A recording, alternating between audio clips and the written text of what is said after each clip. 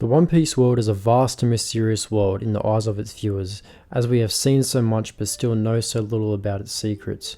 I have a theory that I wanted to talk about on the Ancient Kingdom, and it has to do with the actual Ancient Kingdom, what it looked like, and how Nefertari Lili discovered it, and what her great mistake was in Imu's eyes. So I believe that the Ancient Kingdom was comprised of Zou, Jaya, Wano, and Fishman Island, which would inevitably be split apart into separate islands. So Zou, Jaya, and Wano would be connected together on the surface, while Fishman Island would reside beneath the island, which Joy Boy would originally want to bring Fishman Island up to the surface, hence why the Noah was built, for Poseidon to command the Sea Kings and drag the Noah to the surface of the Ancient Kingdom. The Queen of Alabasta, Nefertari Lili, would embark on a journey across the world in search of resources, leaving her little brother in charge of the kingdom.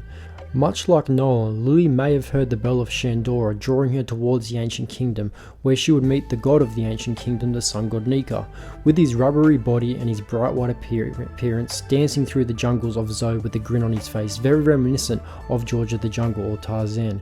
This would be the polar opposite of how Nolan was attacked by Kalgara. Lili was welcomed by Nika. I believe Lili would also have gave the name Joy Boy to Nika, as he was always grinning and dancing around. Now, drawing the connection between Minx and Binks, it's quite possible that Binks was also a name given to Nika by the Minx. Only reason why I suggest this is because I know Oda is a fan of Disney movies, and funnily enough, the monkey in real life from the George of the Jungle movie was named Mr. Binks, which coincidentally enough, One Piece Chapter 1 was released on July 19th, 1997, a mere 3 days after the George of the Jungle movie with Brendan Fraser was released. It would not surprise me one bit if Nika's name was Monkey D. Binks.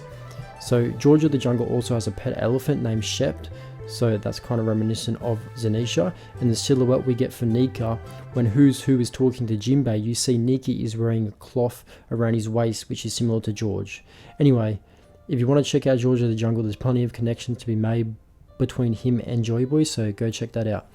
Now, moving back onto Lili, she would soon discover that this kingdom is highly advanced with technology literally out of this world, because originally I believe the Ancient Kingdom was a part of the moon, and we get the hint to this as we see in Anel's cover story that the Shandia are originally from the moon, and they may have originally left the moon due to lack of resources, hence the automata staying there because they're robots and they do not require food. And quick side note, looking at Kalgara, he might give you a good example of what Nika may have looked like. Not a one-for-one with his looks, but his style would be similar. Now, what if Lili decided to return to Alabasta with Nika and with some of the technology from the Ancient Kingdom? The other 19 kingdoms would also inevitably find out about this and come to a conclusion that the Ancient Kingdom is deemed too dangerous with their technology, and ultimately decide to destroy them. Before this could happen, Lili could have let Nika know that they plan to destroy the Ancient Kingdom, and this would set off the events for the poneglyphs being created, thus creating Lili's grave mistake was letting Nika know that they were planning to attack the Ancient Kingdom, and then thus the poneglyphs were created. The One Piece may just very well be the tale of Lili and Joy Boy, with also the technology to revive and rejoin the Ancient Kingdom, but is only accessible with the Hito Hito no Mi model Sun God Nika, hence why the Roger Pirates were too early and they could not use the ancient technology to rejoin the Ancient Kingdom. And you may also be wondering about how Imu and the Will of D tie into all of this, so if you check out my Will of D and Ancient Power Source theory, it might shed some light on how it all possibly ties together. Anyway, thanks for watching. If you enjoyed the video, please sub, like and comment, it would help me out a lot. And I'm out. Peace.